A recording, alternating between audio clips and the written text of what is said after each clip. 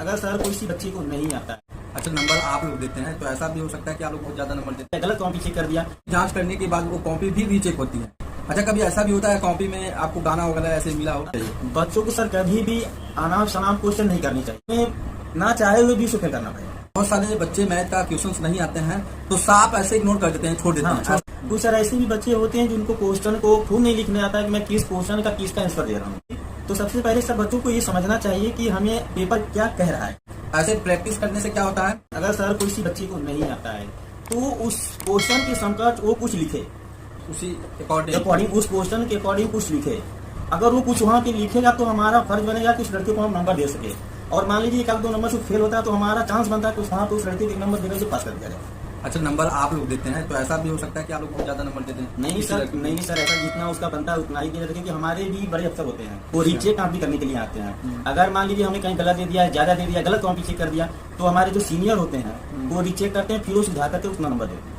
तो ये सारे हम लोग की भी एक जिम्मेदारी बनती है, सही कॉपी चेक। यानी आप लोग की ड्यूटी लगती है तो आप लोग जो कॉपी जांच करते हैं उसको भी जांच करने के लिए कोई लगेगा? रीचेक हमारे बड़े अफसर, हमारे सीनियर। यानी आप गलत नहीं, मतलब आप चाह करके भी गलत नहीं कर पाते। तो ये बहुत इंपॉर्टेंट थिंग है। सिर्फ टीचर कॉपी जांच करते हैं बच्चों की बोर्ड की परीक्षाएं की, हाई स्कूल इंटर की, तो कॉपी जांच करने के बाद वो कॉपी भी रीचेक होती है। यदि अगला गलत नंबर दे देता है तो आगे जाके सुधार हो जाता है। इसलिए इसी डर की वजह से हमको लग रहा है वैसे में किसी को गलत करना नहीं चाहिए, और गलत ऐसे करने से गलत होगा भी नहीं।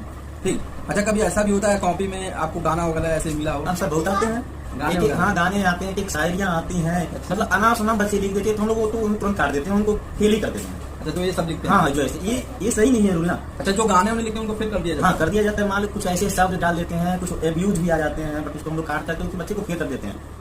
पास का नंबर आता ही नहीं है तो फेल हो जाता है। हाँ देखिए जो बच्चे गाने वगैरह लिखते हैं या शेर शायरी लिखते हैं, हाँ। या सर बता रहे हैं जैसा कि एब्यूजिंग उसमें गाली वगैरह लिख देते हैं, तो ये बहुत गलत बात है, नहीं करना चाहिए। आप स्टूडेंट हैं तो एजुकेशन से रिलेटेड, ट्यूशन से रिलेटेड ही उसमें लिखने चाहिए। गाने लिख करके आप पास होना चाहते हैं तो सभी बच्चे गाने नहीं लिखेंगे, शुरू से ही गाने ही सुनेंगे। जैसे मान लीजिए आपको 50 कॉपी मिलेगा तो कोई जरूरी कि 50 कॉपी एक ही स्कूल का हो? नहीं वो तो एक ही रहेगा, एक ही स्कूल का रहेगा, एक ही स्कूल का रहेगा। जहाँ से कॉपी आएगी, मान लीजिए हमने साइंस का चेक कर रहा है तो साइंस एक ही विद्यालय की रहेगी। अच्छा आप कौन सी कॉपी जांच किए थे सर? सर मैं तो SST जांच किया था, हिंदी जांच किया था, बायोलॉजी किया था। SST हिंदी बायोलॉजी कैसे एक टीचर तीनों कॉपी जांच? नहीं सर, मान लीजिए हमको एक दिन SST मिल गया, एक दिन हमको हिंदी का मिल गया, एक दिन बायो का मिल गया। अच्छा उसमें आंसर की भी मिलता है आप लोग को? नहीं आंसर की नहीं मिलता सर। पेपर पे हमें ऑलरेडी कॉपी मिलेगी तो एक दिन हम पेपर को खुद छाप लेते हैं, कौन क्वेश्चन सही है कौन गलत है, उसी के अकॉर्डिंग हम। जैसे हम ये देखते हैं कि जो टीचर जिस सब्जेक्ट रहते हैं वही कॉपी मिलती है जांच करने की? हाँ वही होती है। मैं तो भी कह रहा हूँ कि मैं SST जाकर हिंदी बायो। तो आप बायो के लिए? हाँ बायो SST हिंदी तीनों। बच्चों को संदेश दीजिए, उनको कॉपी कैसी लिखनी चाहिए? बच्चों को सर कभी भी अनाप शनाप क्वेश्चन नहीं करनी चाहिए।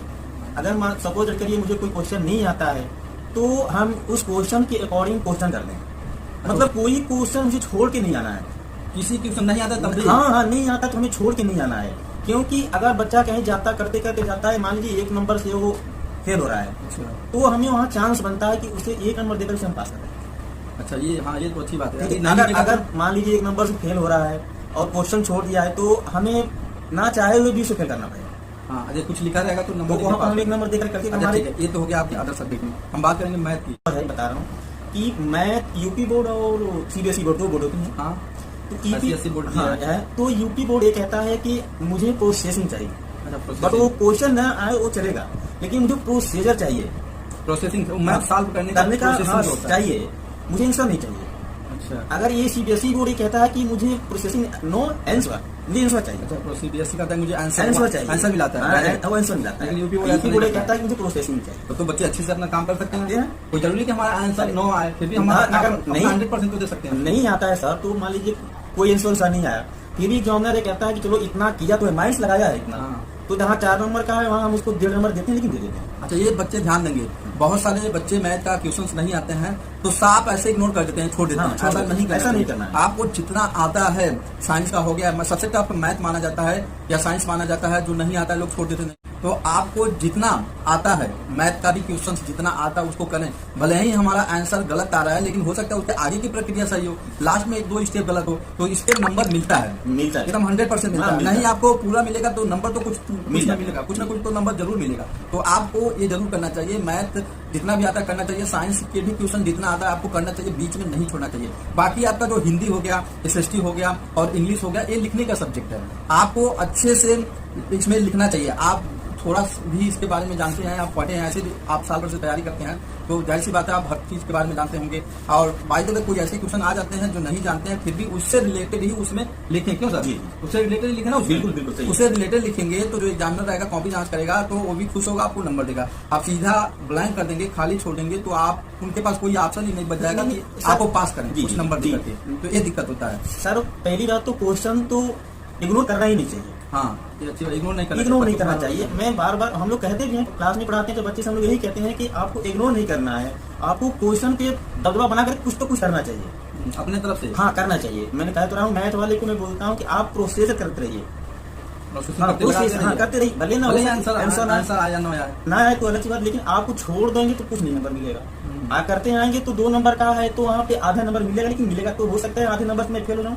बट ये हमारा आधा नंबर उसमें टूट जाएगा तो मैं निकल सकता हूँ। हो सकता है आपका फर्स्ट डिवीजन आ रहा है, आधे नंबर से आप बैक जा रहे हो, 1 नंबर से बैक जा रहे हो, तो आप किए रहेंगे तो नंबर आपका प्लस करेगा। आदमी आप 1 नंबर से फेल होंगे तो ट्यूशन आपको प्लस कर देगा, ऐड करेंगे। आप कुछ नहीं लिखेंगे तो 0 नंबर मिलेगा।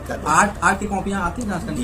8 की कॉपियाँ कैसे होती है सर? वो तो मतलब वो फिगर के रूप में होती है, जैसे जो अच्छी बनाया जाता है। जी, तो 2 चीज आता है, एक ज्योमेट्री का और एक क्लास वर्क का आता है। तो सर जो विषय जो पढ़ाते हैं वो करते हैं अपना, लेकिन वो आप की जो काफी बहुत अच्छे नंबर आते हैं। अगर जिसने अच्छे से बना देता है सर, वो डिक्टेंशन मार्क आ जाते हैं। डिक्टेंशन मार्क आ जाते हैं 80, 85, 90 तक लड़के नंबर मार्क ले लेते हैं। और वो ये ऐसी सब्जेक्ट है सर कि ये हमारे परसेंटेज को डेवलप करती है। अरे मेरे यहाँ भी बहुत ऐसे बच्चे हैं, पहले तो थे, इसमें तो नहीं, स्कूल पे हैं, बहुत सारे ऐसे बच्चे थे जो आर्ट की वजह से उनका परसेंटेज बहुत हाई गया, 94 नंबर, 93 नंबर, ऐसे मतलब गारंटी थे। और ऐसे भी बच्चे थे जो गोरखपुर मंडल में उनका बहुत अच्छा रैंक आया था स्कूल के बच्चों का, उनकी मेहनत के ऊपर होता है। तो कुल मिला के बच्चों को कैसे कॉपी लिखना चाहिए बताइए? सर बच्चों को सबसे पहले तो अच्छी राइटिंग भी होनी चाहिए। हैंड राइटिंग पे भी नंबर का वो फोकस होता है। Hand writing. अच्छा, पेन वगैरह का भी अलग अलग इस्तेमाल करना चाहिए? कलर नहीं सर, मतलब 2 चीज इस्तेमाल, ब्लैक हो ब्लू हो। मतलब ब्लैक से हम क्वेश्चन डालें। कुछ सर ऐसे भी बच्चे होते हैं जिनको क्वेश्चन को खुद नहीं लिखने आता है कि मैं किस क्वेश्चन का किसका आंसर दे रहा हूँ। अच्छा, ये भी अच्छा वो जो प्रश्न और खंड वगैरह लिखना, मान लीजिए खंड क है, खंड ख है, अथवा है, तो कुछ ऐसे लड़के भी होते हैं खंड क का भी करेंगे, अथवा का भी कर देंगे। मतलब ये दोनों करेंगे। जी, ये बहुत बड़ी बात है। वो दोनों चीज समझ नहीं पाते हैं कि हमें क का भी करना है और अथवा भी करना है। यानी उनको पहले प्रश्न पत्र समझना चाहिए। जी। हाँ, ये भी हम देखते हैं, बहुत लोग डाउट में रहते हैं। लोकल में भी एग्जाम होता है, खंड क, खंड ख, खंड को ऐसे दिया जाता है तो उनको डायरेक्ट प्रश्न संख्या लिखेंगे, खंड वगैरह नहीं लिखते हैं। या अथवा करके दिया है तो दोनों वो भी कर देंगे, अथवा वाला भी कर देंगे। ऐसे उनका टाइम वेस्ट जाएगा। अलग क्वेश्चन जब करेंगे तो उसमें टाइम कम रहेगा करने में। जैसे सर मैं कह रहा हूँ खंड क का पहले करना है या अथवा में करना है, सपोज करिए उन्होंने दोनों कर दिया तो उनकी टाइमिंग जो है वो तो इन्वेस्ट हो रही है। हम काफी जांच करेंगे तो एक ही जांच करेंगे, या चाहे खंड क का करें अथवा का करें, हम तो एक ही करेंगे, लेकिन उनकी टाइमिंग तो इन्वेस्ट हुई। हाँ, उनकी टाइमिंग इन्वेस्ट हुई। तो सबसे पहले सब बच्चों को ये समझना चाहिए कि हमें पेपर क्या कह रहा है, पेपर क्या कह रहा है, उसके अकॉर्डिंग हमें क्वेश्चन देना चाहिए। और ये सबसे बड़ी भूल होती है बच्चों लोगों में, खास करके हाई स्कूल वाले जो बच्चे होते हैं फर्स्ट टाइम एग्जाम में। हाँ, और वो जो गाइडिंग करता है टीचर तो बता भी नहीं सकता है, क्योंकि आजकल की माइक्रो कैमरा होना सब लग चुका है सर, तो उनको भी मतलब अच्छा वो कुछ व्यवहारिक भाषा नहीं समझाएंगे, बताएंगे, उनको डर लगेगा कि कैमरे नजर बता। मतलब वो टीचर्स को अलाटमेंट नहीं है कि आप रूम में आप बोले। अगर बच्चा कोई हरकत कर रहा है तो हम उसे डांट करके सही करेंगे कि हरकत ना हो, क्लास में शांतिपूर्वक परीक्षाएं चले।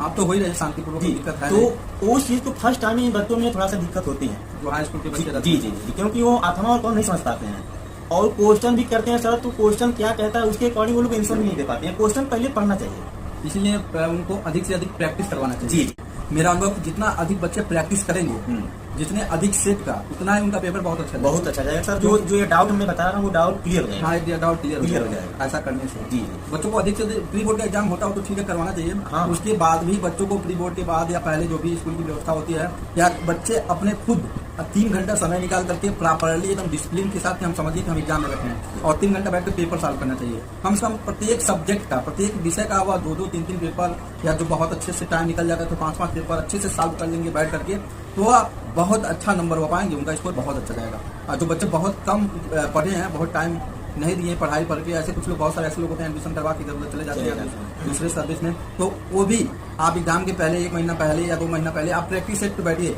और अपने आप को आंकिए, अपने आप का आकलन कीजिए कि हम 3 घंटे में बैठ के क्या लिख रहे हैं। क्या आ रहा है मुझे, क्या नहीं आ रहा है, हम कितने पानी में हैं, एक तरह से हमारी क्या एबिलिटी है, हम किस तरह कर रहे हैं, ऐसे आपको मालूम चलेगा।